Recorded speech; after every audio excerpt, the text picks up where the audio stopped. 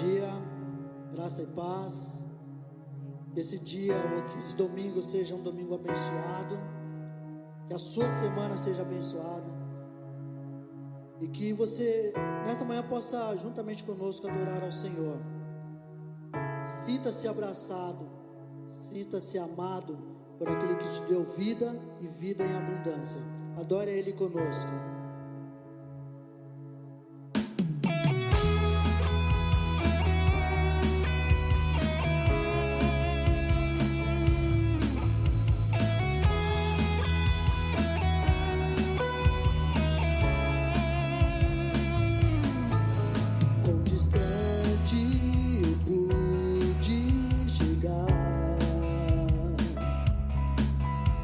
Cansado e ferido estou.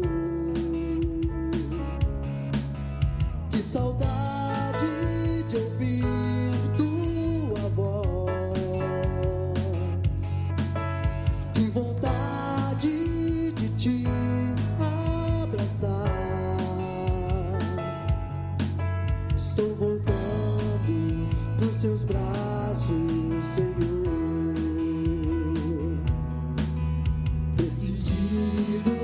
Estou retornar.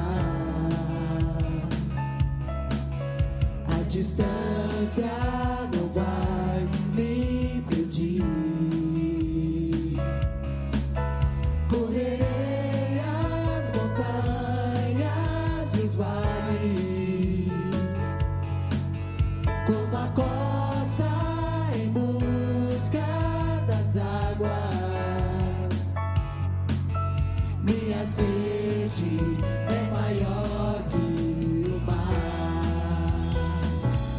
Correndo pros teus braços,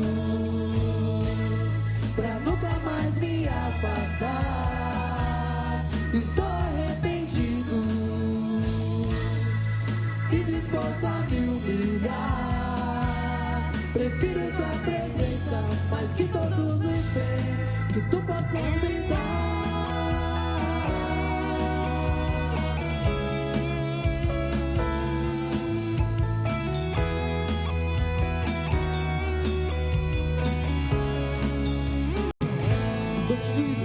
Decidido estou em retornar. A distância não vai me impedir. Correrei as montanhas e os vales, como a corça em busca das águas. Minha sede é maior que o mar. Correndo pros teus braços, pra nunca mais me afastar. Estou arrependido e disposto a me humilhar. Prefiro tua presença mais que todos os bens que tu possas me dar. Teus braços, nunca mais me afastar. Estou arrependido e disposto a me humilhar. Prefiro tua presença mais que todos os bens que tu possas me dar, Senhor. Prefiro tua presença.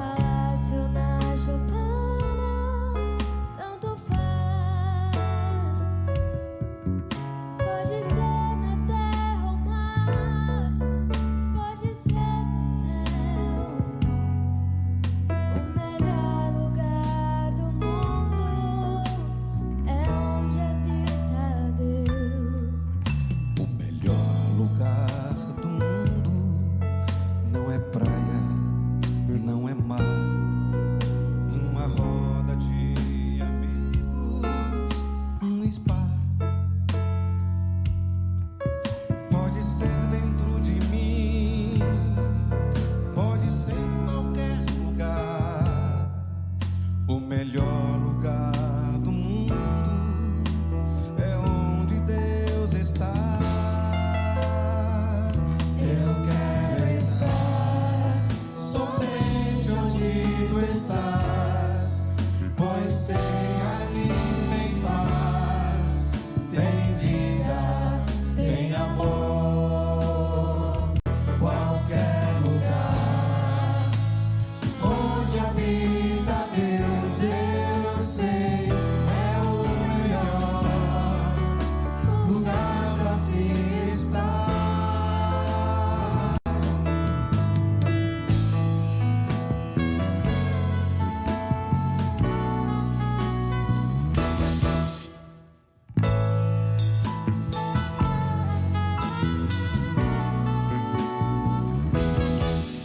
O melhor lugar do mundo é onde tu estás. No palácio ou na choupana, tanto faz. Pode ser na terra ou mar, pode ser no céu. O melhor lugar do mundo é onde habita Deus. O melhor lugar do mundo não é praia, não é mar, uma roda de amigos, um spa. Pode ser dentro de mim, pode ser em qualquer lugar, o melhor lugar do mundo é onde Deus está. Eu quero estar somente onde tu estás, pois sei ali tem paz, tem vida, tem amor. Qualquer lugar onde habita Deus, eu sei, é o melhor lugar para se estar. Eu quero estar somente onde tu estás, pois sei ali tem paz, tem vida, tem amor. Qualquer lugar onde habita Deus, eu sei, é o melhor lugar para se estar.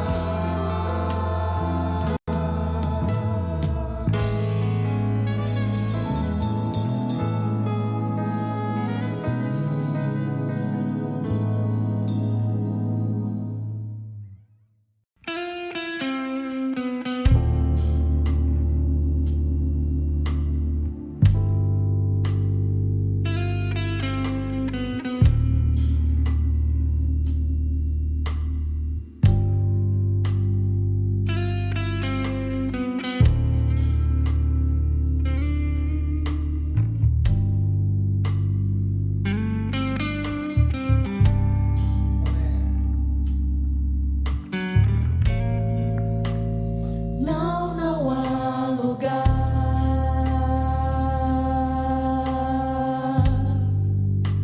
não há lugar melhor.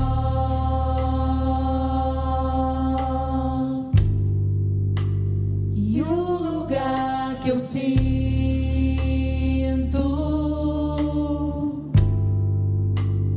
que o Senhor está.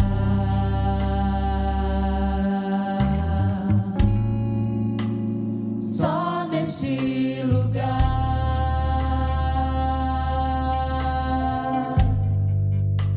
o medo perde a vez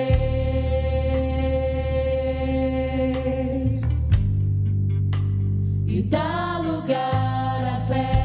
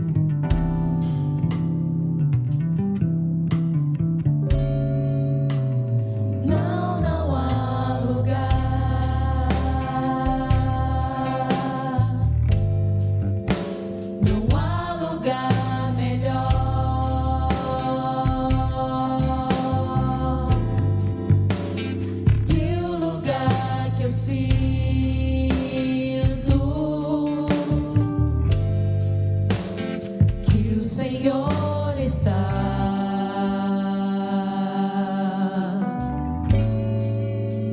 Só neste lugar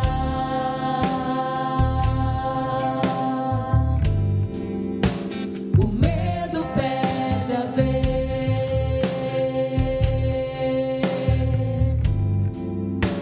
e dá lugar à fé.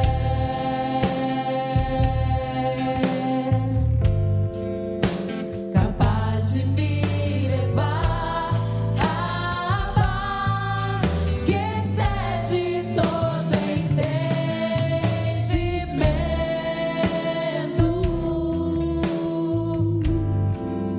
Quem vê de fora não entende como é que estão de pé.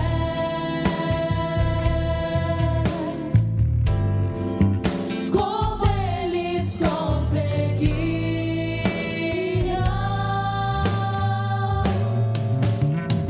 A resposta é que eu vivo de milagres. Dessa vez vai ser mais um milagre. Eu não sei como Deus irá fazer, mas eu sei vai ser perfeito. Como tudo que Ele faz.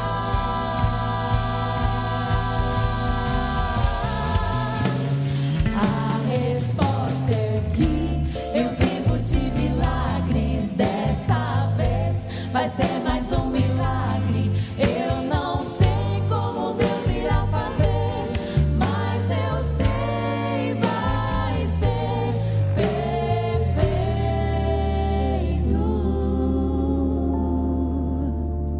Como tudo que Ele faz.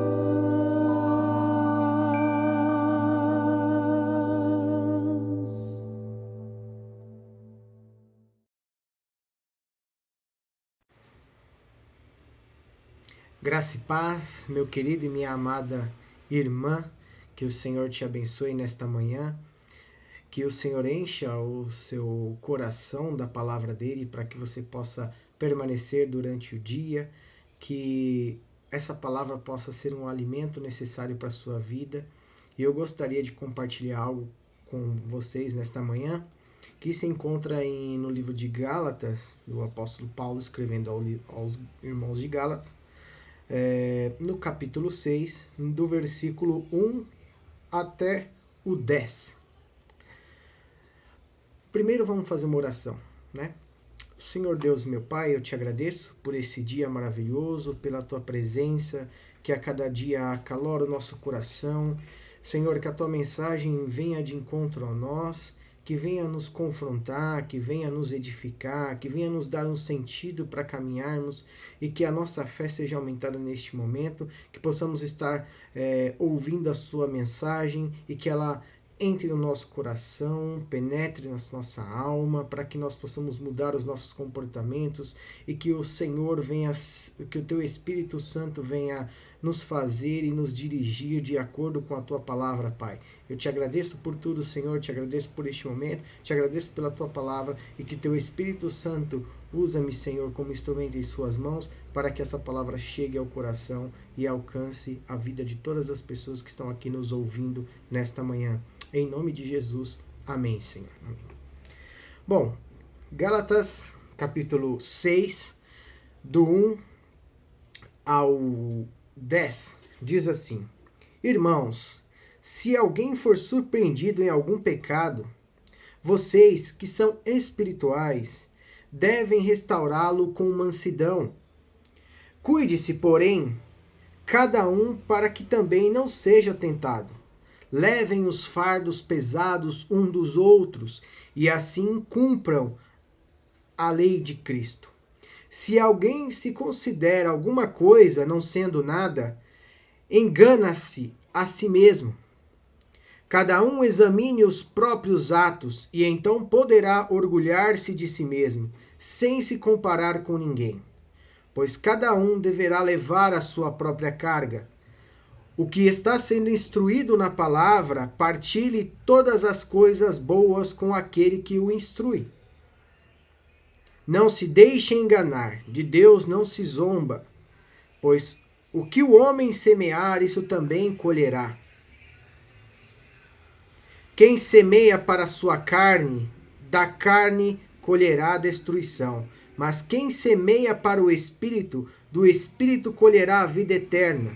E não nos cansamos de fazer o bem, pois no tempo próprio colheremos, se não desanimarmos. Portanto, enquanto temos oportunidade, façamos o bem a todos, especialmente aos da família da fé. Bom, o texto que o apóstolo Paulo está apresentando, essa carta aos irmãos de Gálatas, e primeiro ele agradece, né? Existem muitas dúvidas sobre o seu apostolado, porque ele não foi diretamente viveu com Cristo, mas pela revelação ele se aproximou de Deus. E muitas vezes ali, pelo fato de haver muitos irmãos ainda judaizantes, né, cristãos judaizantes, eles querem colocar a lei sobre as pessoas, sobre aquela nova comunidade de fé que ali também é cercada por gentios. Então eles queriam colocar em xeque essa liberdade tanto conquistada por Cristo. E aí começa a colocar coisas, uma lei asseverada. E neste capítulo que nós estamos falando, Paulo convida os irmãos de Gálatas a permanecer firmes na liberdade que Cristo nos concedeu. E também ele faz uma exortação a fazer um bom uso dessa liberdade, a qual a nossa vida deve ser pautada ou configurada numa norma cristã, conforme a norma do amor. Né? E nesse próprio capítulo, ele fala para nós sermos servos um dos outros pelo amor, como diz o 1 Gálatas no capítulo 5, versículo 13. E levar a carga dos outros, conforme o capítulo 6, que nós acabamos de ler. E esse é o caminho pela qual o Espírito conduz a sua igreja. Uma coisa importante para nós entendermos aqui, inclusive nos capítulos anteriores, Paulo vai falar sobre a questão do Espírito, vai falar sobre a questão do Espírito e a carne, e esse conflito que existe entre dar vazão às coisas da carne e dar vazão às coisas do Espírito. E é uma coisa muito interessante que neste texto tem, ele fala para nós por que nós comparamos uns com os outros. Por que tem essa necessidade de se comparar uns aos outros? Por que procuramos isso? Porque nós procuramos saber quem é bem-sucedido e colocamos um padrão de vida para que a gente tente obter aquela mesma que as pessoas têm, em quantidade suficiente para que a gente possa se comparar um ao outro. Por isso que é essa necessidade. Por que a gente gosta de comparar um com os outros? Sem o Evangelho de Cristo, nós seríamos ousados, mas não humilde, fazendo assim eu estar na posição de superioridade. Ou o contrário também, um humilde não ousado se sentindo inferior. E quando isso acontece, quando nós estamos sem Cristo, sem o Evangelho, sem a presença de Deus, nós oscilaremos terrivelmente entre essas duas coisas. O Evangelho traz uma proposta muito interessante sobre a humildade e sobre a ousadia, que elas devem andar juntas e não devorar uma a outra. Bom, partindo dessa introdução, existe um desafio no capítulo 1 de não ignorar quem foi surpreendido em algum pecado. O capítulo 1 fala exatamente de como nós, no capítulo 6, no versículo 1, fala da gente não ignorar o outro que foi encontrado em pecado, em algum pecado. Não devemos ignorar este irmão porque ele teve um tipo de erro, porque ele caiu em algum tipo de erro. Nós devemos fazer conforme a instrução de Paulo em 1 Coríntios 15, 13, 5, que fala sobre o amor, que nós devemos ajudar aos nossos irmãos sem rancor, sem maltratos, sem ira, sem ressentimento. Mesmo que ele tenha errado conosco, nós devemos estar dispostos a restaurá-lo. E Paulo diz para isso para quem são seres espirituais. Olha aqui no texto. Irmãos, se alguém surpreendido em algum pecado, vocês que são espirituais, ou seja, vocês que vivem pelo Espírito, e quando eu falo viver pelo Espírito, eu estou querendo dizer o que o capítulo 5, no versículo 16, diz.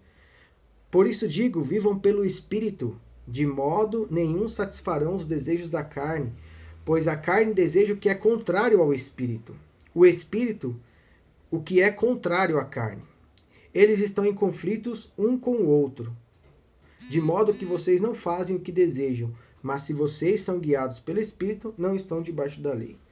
Mas o fruto do Espírito, a qual Paulo diz aqui que é o que a gente deve ser, é amor, alegria, paz, paciência, amabilidade, bondade, fidelidade, mansidão e domínio próprio. Contra essas coisas não há lei.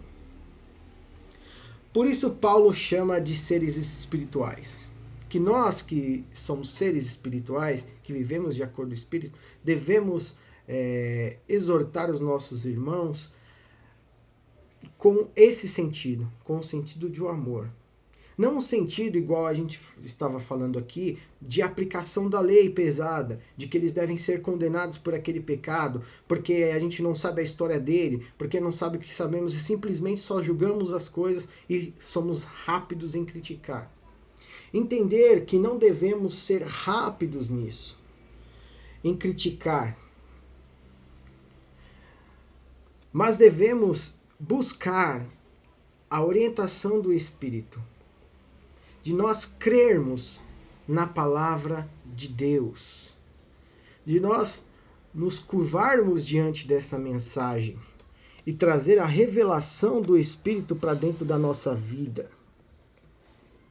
É isso que o apóstolo Paulo está querendo dizer para nós. Nós devemos ser rápidos em conceder o perdão e crer na obra do Espírito de Deus. Lembra-se da recomendação de Paulo. Quando você for exortar, seja sem rancor, sem maltratar as pessoas, sem ira, mas seja pelo fundamento do amor. E crer na obra do Espírito. E lembrar de uma passagem muito interessante em Lucas 6, do 41 ao 42, que ele fala de tirar o cisco dos nossos olhos. Primeiro, reconhecer quem nós somos, reconhecer a nossa limitação, para que assim a gente possa... Isso nos traz sensibilidade e nós podemos ajudar o outro melhor quando nós temos ciência daquilo que pode acontecer conosco. E é interessante que nesse texto, após ele falar que nós devemos, ele fala que a gente deve insistir na restauração. E no sentido da palavra grega, quer dizer que tem o sentido de colocar um osso deslocado outra vez no lugar. Apesar de muitas vezes hoje a gente não acreditar nessa mensagem, né? A gente não acreditar muitas vezes na mensagem de restauração, que às vezes nós estamos agindo, muitas vezes agimos igual os judaizantes que estavam querendo colocar a lei ali. Então, às vezes até asseveramos demais a lei, porque achamos que as pessoas devem se pagar por aquilo. Claro que elas devem pagar, claro que os seus crimes ou os seus delitos, as pessoas devem pagar de alguma forma com isso. Mas a questão é de nós não acreditarmos na restauração do ser humano. Nós não acreditarmos num reinício, numa nova forma de vida. Nós cantamos, adoramos, falamos a Deus, queremos voltar, queremos nos arrepender, mas isso na prática da nossa vida a gente não vive. Então, se nós queremos viver de acordo com a vontade de Jesus Cristo, esse amor que é fundado, que a lei é fundada neste amor, nós devemos acreditar na restauração, seja ela qual for. Se nós não acreditamos nessa mensagem de restauração, de que uma pessoa que é impossível conviver, se tornar a conviver novamente com as pessoas, de ter uma restauração espiritual, de uma coisa que nós acharmos que não tem jeito, e nós acreditarmos que tem jeito, assim nós vivemos a lei do Evangelho, pois nós acreditamos no poder do Evangelho e no poder de Deus. Agir com espírito de humildade, tendo a consciência de quem nós somos. Nós não podemos achar que nós não estamos suscetíveis à tentação. Que isso não pode acontecer conosco. Quando nós estamos nesse processo de restauração, a gente pode ser surpreendido de alguma forma, ou de algum pecado que podemos acontecer. Ter consciência disso nos conservará humildes durante esse processo de restauração, em vez de fazer com que nós sentimos superiores uns aos outros. Por isso devemos crer na restauração, e para que a restauração aconteça, nós tenhamos que entender quem nós somos e que nós estamos suscetíveis a erros. Isso nos faz tornar mais sensíveis com a relação ao outro e permitir com que as pessoas sejam restauradas. E no capítulo 6, versículo 2, ele vai falar de levar um fardo dos outros, ajudando uns aos outros no problema da vida. Nós temos um pouco de dificuldade de compreender isso porque nós temos um senso individualista que gira em torno do próprio ser humano, do próprio indivíduo. E o pensamento judaico ele não é assim. Quando nós vemos a Bíblia em si, não há um senso individualista só. Não, é eu com meus problemas, eu carrego sozinho e vou embora, eu sigo a minha vida, eu não devo nada de satisfação para ninguém. Né? Isso não existe dentro do... O seu problema é problema meu. O pecado de uma pessoa é o pecado de uma nação. Se a gente pensar lá, lembrar de Josué, no capítulo 7, o pecado de Acã foi uma pessoa, mas a família inteira pagou por isso. Porque a ideia é comunitária.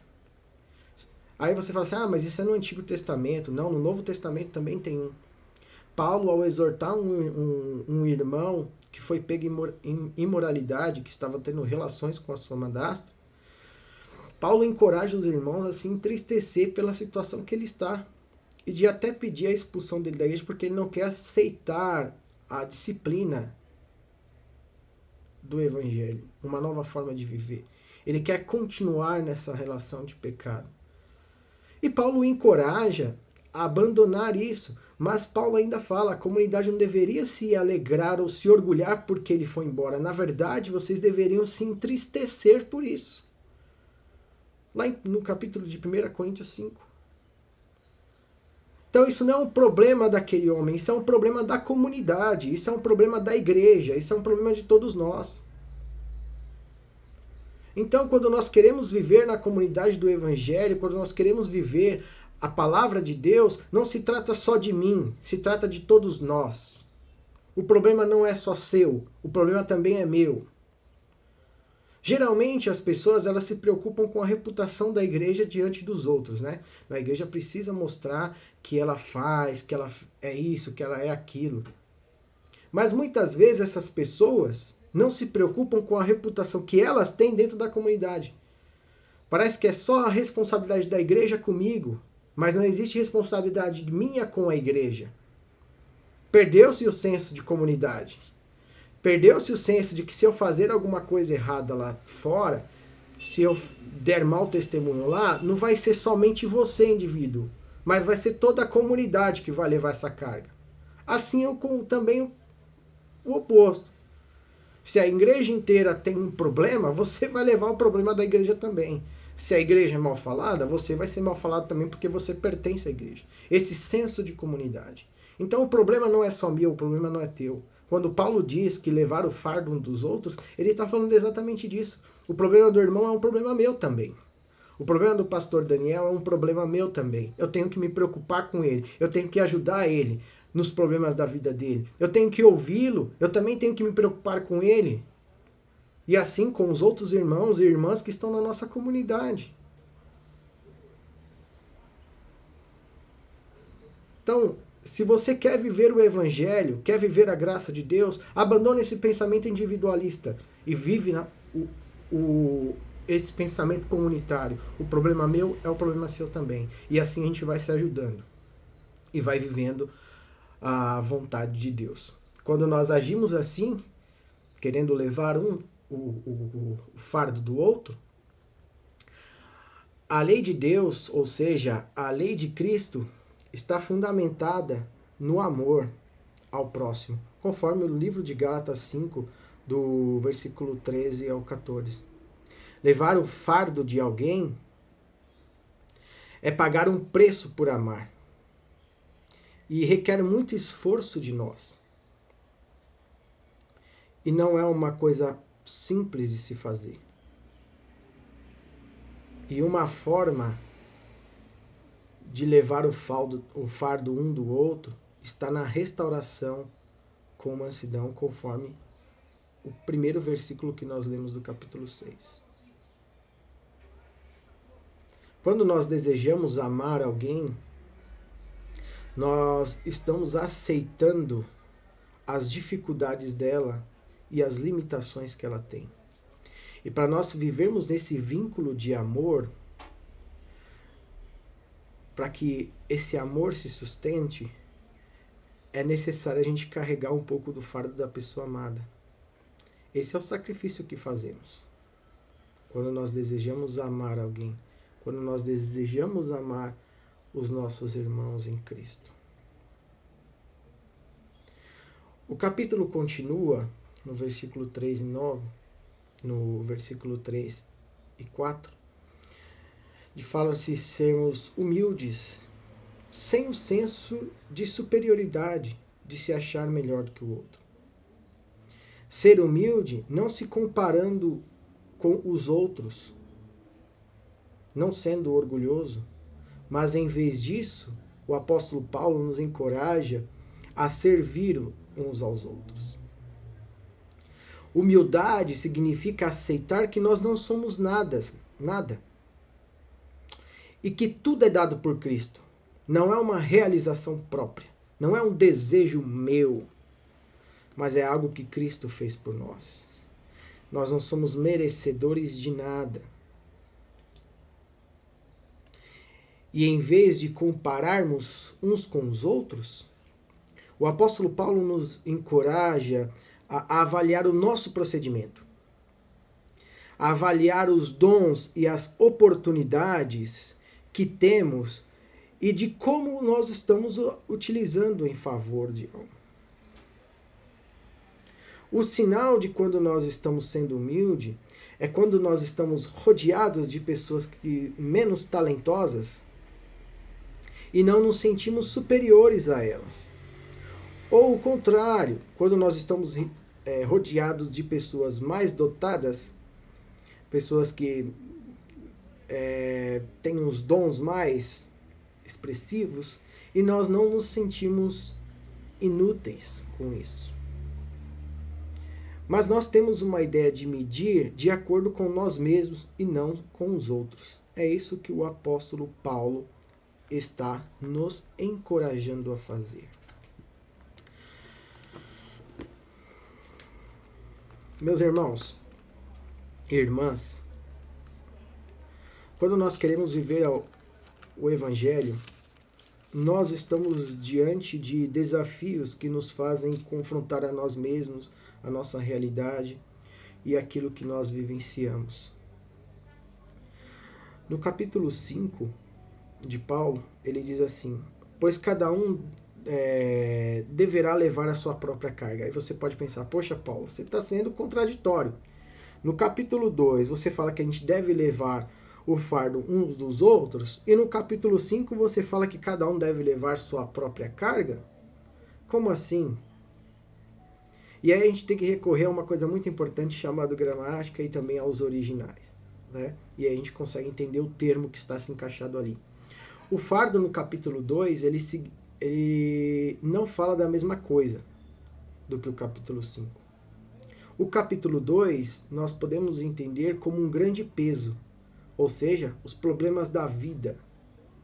No versículo 5, é como se fosse uma mochila. E nessa mochila é o conjunto particular de todos nós, de deficiências e oportunidades, e fraquezas e talentos que a gente tem, que não compartilhamos e também não tem como nós darmos uns ao outro. Isso é algo muito nosso. Devemos olhar para esse nosso trabalho hoje e julgá-lo de acordo com o que Deus nos deu, com aquilo a qual nós estamos lutando contra e assim por diante. O que eu quero dizer?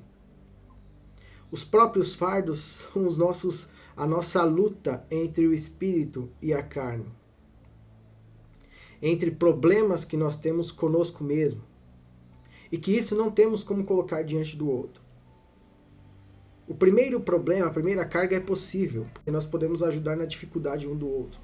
Mas tem coisas que são nossas e nós temos que compará-las com aquilo que Deus nos deu. E ficar satisfeito com isso. E lutar contra as coisas que podem nos fazer desviar do propósito de Deus. De nos desviar de viver segundo o Espírito de Deus, de acordo com os frutos do Espírito que nós temos. E isso nos torna tardios em julgar. Como assim, Eric?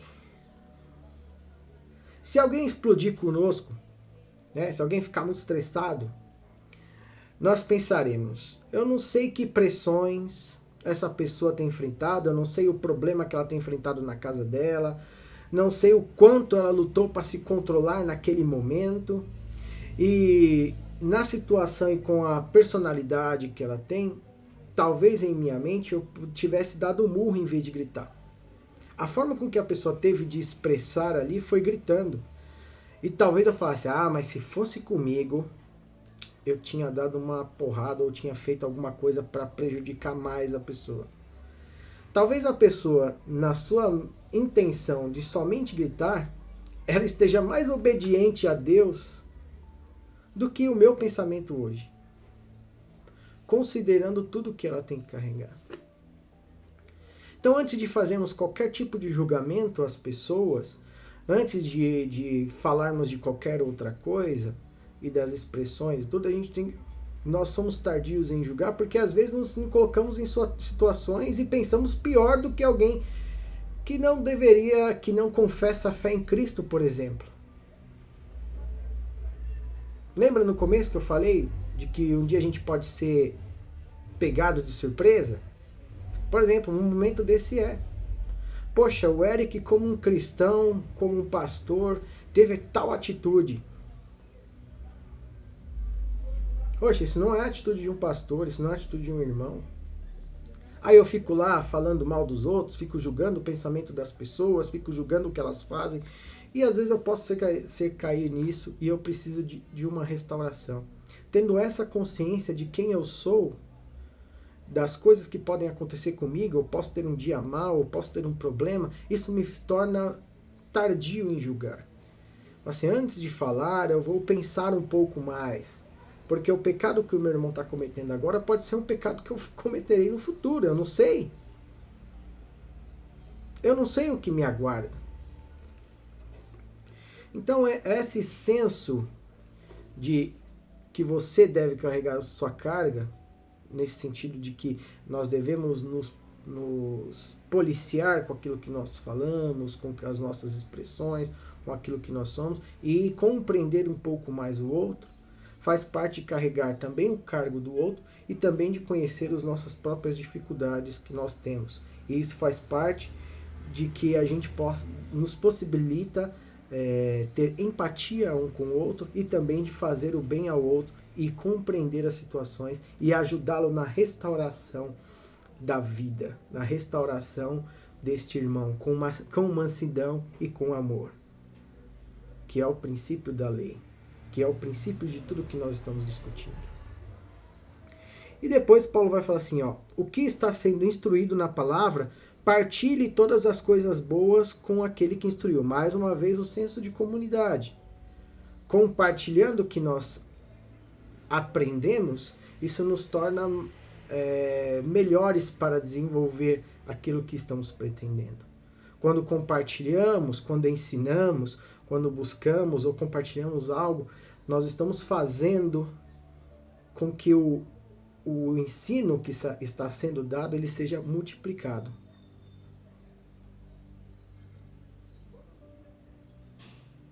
Então, quem está sendo treinado na fé, que Paulo diz assim, ele deve repartir todas as coisas boas com os seus mestres, com aqueles que não ensinam.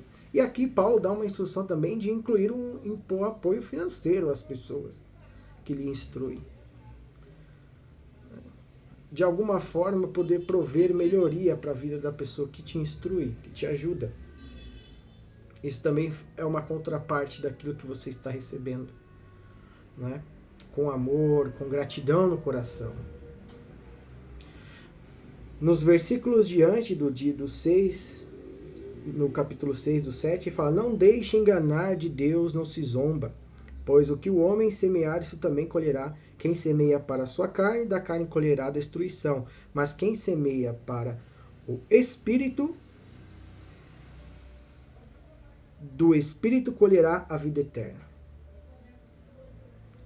Aqui Paulo está falando de semear e colher.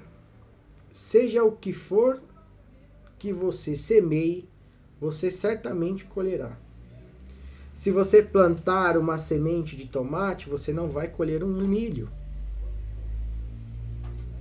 O que é semeado, ele gera uma colheita, né? Talvez não muito duradoura, mas que sem dúvida virá. Se nós semearmos para a satisfação da carne, fazendo o que ela deseja, nós colheremos destruição. Isso no capítulo 5, 19, é muito importante nós entendermos. Olha o que ele diz. Ora, as obras da carne são manifestas: imoralidade sexual, impureza, libertinagem, idolatria, feitiçaria, ódio, discórdia, ciúmes, ira, egoísmo, dissensões, divisões, facções, inveja, embriaguez, orgias e coisas semelhantes. Eu os advirto, como antes já os adverti. Aqueles que praticam essas coisas não herdarão a vida eterna.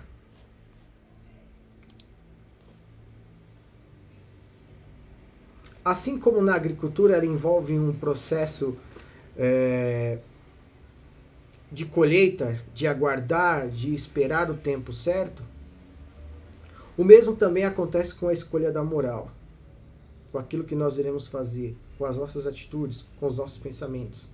Se nós cedermos à carne, que é todos esses que eu acabei de dizer, haverá um colapso espiritual e com certeza a consequência disso será uma destruição.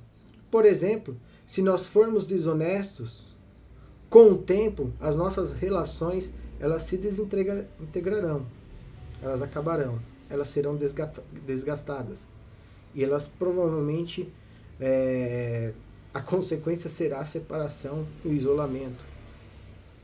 Se nós formos invejosos cada vez mais, a gente vai perder a alegria e nós nos tornaremos amargos. Percebe? Quanto mais violência propagamos, mais a destruição de outras pessoas acontecerá e o senso de comunidade irá se perder e o senso de restauração irá se perder. O pecado ele promete alegria, mas na verdade a colheita só vem destruição para a nossa vida. Inveja, mentira, ira, né? Ódio, ciúmes, egoísmos, separações, dissensões, tudo isso causa destruição. E Paulo também nos instrui sobre a escolha certa, que é semear pelo Espírito. E à medida que a gente vai vivendo para Deus, por nossa livre vontade, nós colhemos a vida eterna, tanto em qualidade de vivência, quanto em quantidade, né? Falando de eternidade. E obviamente que esses frutos nos acompanharão no decorrer da nossa vida. E Paulo, em seguida, no capítulo 9 e 10, ele fala: então não nos cansemos de fazer o bem, pois no tempo próprio colheremos, se não desanimarmos. Portanto, enquanto temos oportunidade, façamos o bem a todos, especialmente aos da família da fé.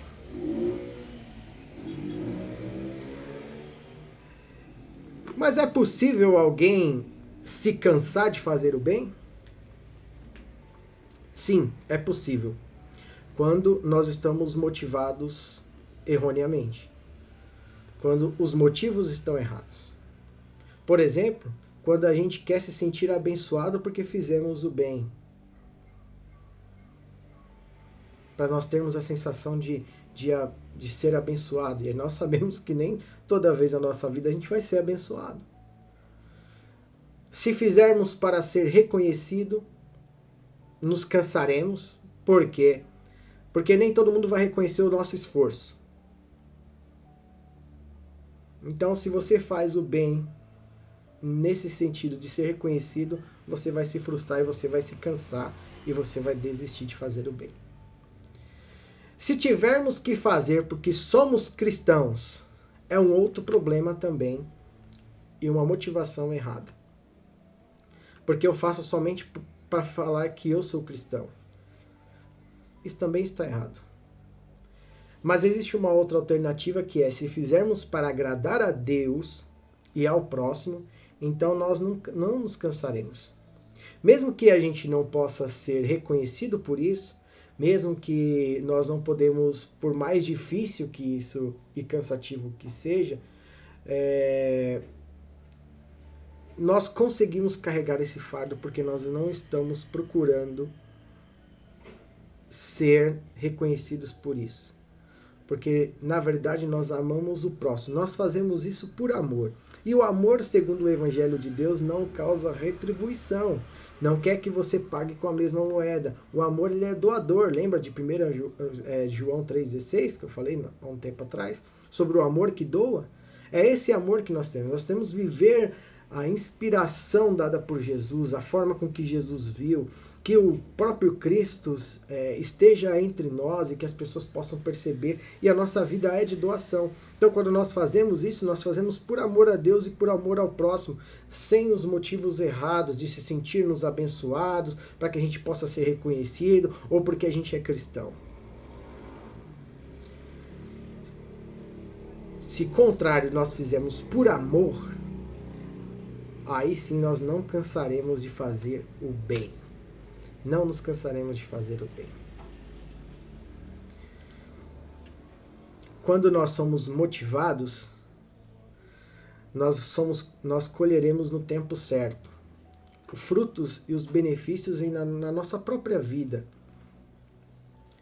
Quando nós fazemos o bem por amor a Deus, o amor ao próximo, esses frutos são carregados na nossa vida. Os frutos do Espírito, que é alegria, paz, amor, paciência, amabilidade, bondade, fidelidade, eles vão nos acarretando no decorrer da vida, porque nós temos oportunidades de fazer o bem. Deus nos dá a oportunidade para fazer o bem. Então isso vai trazendo a nossa vida, e não somente na nossa vida espiritual, não somente nós crescemos como pessoas que refletem o caráter de Cristo, mas também as pessoas que estão ao nosso redor. Em nossa vida e na vida de quem nos cerca. Como o agricultor espera a colheita, temos de esperar pela colheita prometida pelo Senhor. E aguardamos assim na esperança. Perceba quantas coisas e atitudes boas que Deus deu oportunidade, sem ninguém ver, de você se tornar uma pessoa melhor, de você se colocar no lugar do outro, de você ouvir mais, de você ter o espírito da amabilidade, de você agir com misericórdia, de você trabalhar na recuperação, de restauração, com mansidão, que é um fruto do Espírito. Em segundo ponto, nós temos uma motivação porque nós somos uma família. Nós somos filhos adotivos de Deus, irmãos e irmãs entre nós. Quando fazemos o bem na comunidade da igreja, estamos agindo como uma família do Senhor. E nós devemos fazer o bem a todos, mas em especial a outros cristãos, aos irmãos da fé. A vida cristã não é primordialmente somente a gente se reunir num templo, fazer alguns tipos de programas e nem mesmo até as conversões. mas sim fazer o bem às pessoas que estão diante de nós, dando-lhes o melhor, o que pode ser até servir de restauração para elas. É tão interessante você falar assim, Eric, mas a gente deve olhar... Cara, às vezes as pessoas falam assim, o que eu vou servir à comunidade? Como que eu vou ver o reflexo de Deus na vida se as pessoas não se ajudam lá dentro? Se as pessoas não levam uns fardos das outras? Se elas não se envolvem e se promovem para ajudar as pessoas? Como que elas aparecerão no mundo? É fácil. É muito fácil eu ir num domingo ou um dia da semana num lugar para me sentir mais melhor porque estou fazendo alguma coisa. Agora, vivenciar essa prática na minha vida diária, na minha comunidade de fé, é muito mais difícil porque isso é diário. É igual ao nosso relacionamento familiar. Às vezes a gente falar para a vida do outro, falar para o evangelho para outra pessoa é muito mais fácil. Porque eu não vou ter contento, ela não vai estar na minha vida diária, não vai ver os meus defeitos, as minhas imperfeições, mas quem está dentro consegue perceber isso. Quem anda junto conhece a dificuldade um do outro. Quem deseja se envolver com a comunidade, falar assim, ó, o meu problema é um problema do pastor também, o problema do pastor é um problema meu. Esse senso comunitário, ela muda a ideia, muda as coisas como são. Para testemunho dos próprios irmãos. Então nós não podemos deixar os nossos irmãos e dar atenção mais aos que estão de fora do que aos nossos irmãos. Porque eles fazem parte do testemunho da vida das pessoas que estão ali. E Paulo não está dizendo somente das ações, mas ele está falando das palavras. Ele está falando de agir tanto em ações quanto em palavras. No nosso dia a dia, nós podemos viver experiências de restaurações. Então, meu querido, primeiro, tenha consciência de quem você é. Segundo, viva a vida pelo Espírito. Viva em comunidade, crie o senso de comunidade. Levar um fardo um do outro é ter esse senso. E por último, tudo que nós fazemos, nós colheremos. Se nós buscarmos colher frutos da carne, como foi dito aqui, ira, dissensões, facções, mentiras, egoísmos, nós colheremos isso e a destruição. Quando nós queremos viver pelo Espírito, que é o contrário, é a amabilidade, é o amor, é a paciência, é a mansidão, nós estamos vivendo segundo o Espírito e isso nos levará à vida eterna com o Senhor. Esses serão os frutos produzidos em nosso coração e que farão outras pessoas conhecer esse reino de Deus também. O apóstolo Paulo, então, quer nos deixar nesta manhã que nós não nos cansemos de fazer o bem a todo tempo, sem procurar retribuições, sem procurar, nós devemos fazer por amor, assim como Cristo nos ensinou a fazer as coisas por amor. Assim como o apóstolo Paulo diz que Jesus falava que é melhor dar do que receber. Então que a tua vida seja de serviço, que a sua vida seja de doação, que a sua vida seja de buscar os frutos do Espírito.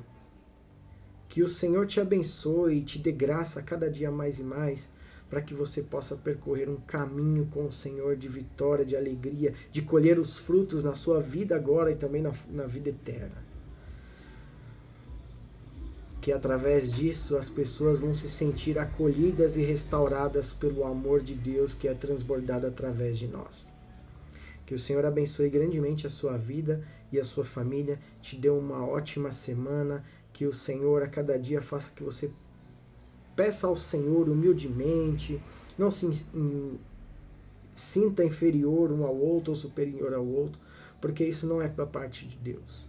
Nós aqui estamos para avaliar nós mesmos e não nos compararmos uns com os outros. Nós devemos olhar para dentro de nós, a carga que está dentro de nós e fazer com que essas coisas não ultrapassem o limite daquilo que é viver a vontade de Deus.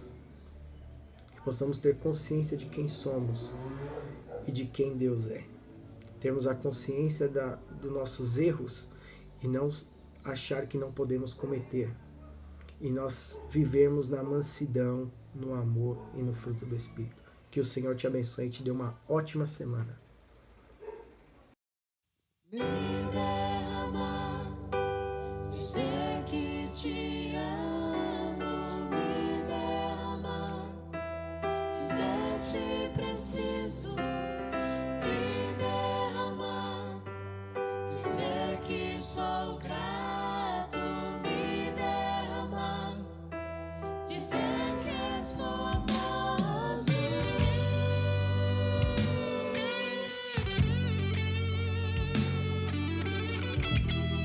Diante de ti, Senhor, nós estamos. Eis-me aqui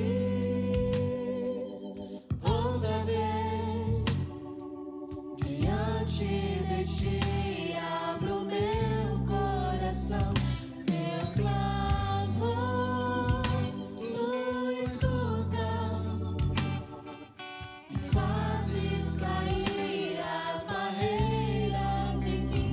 És fiel, Senhor, e dizes palavras de amor, esperança sem fim. Ao sentir o teu toque, por tua bondade libertas meu ser no calor deste lugar.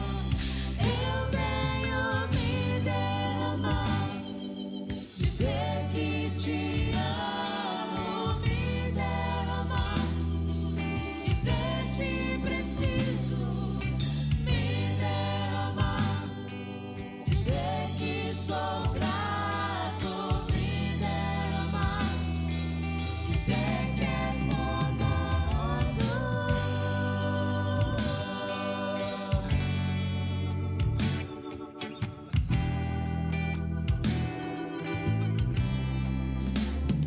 Eis-me aqui outra vez, diante de ti abro meu coração, meu clamor, tu escutas e fazes cair as barreiras em mim. És fiel, Senhor, e dizes palavras de amor, esperança sem fim. Ao sentir o teu toque, por tua bondade libertas meu ser no calor deste lugar. Eu venho me derramar, dizer que te amo, me derramar, dizer te preciso, me derramar, dizer que sou grato, me derramar, dizer que és famoso, me derramar, dizer que te amo, me derramar, dizer te preciso, me derramar, dizer que sou grato, me derramar, dizer que és famoso.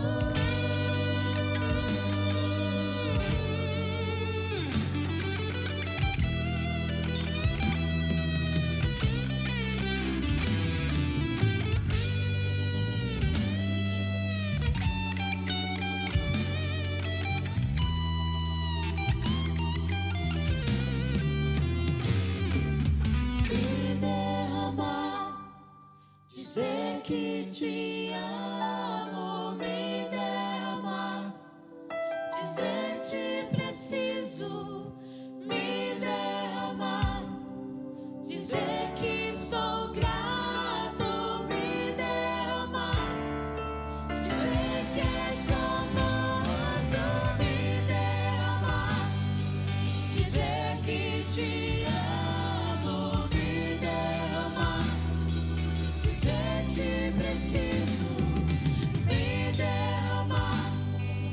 Jesus.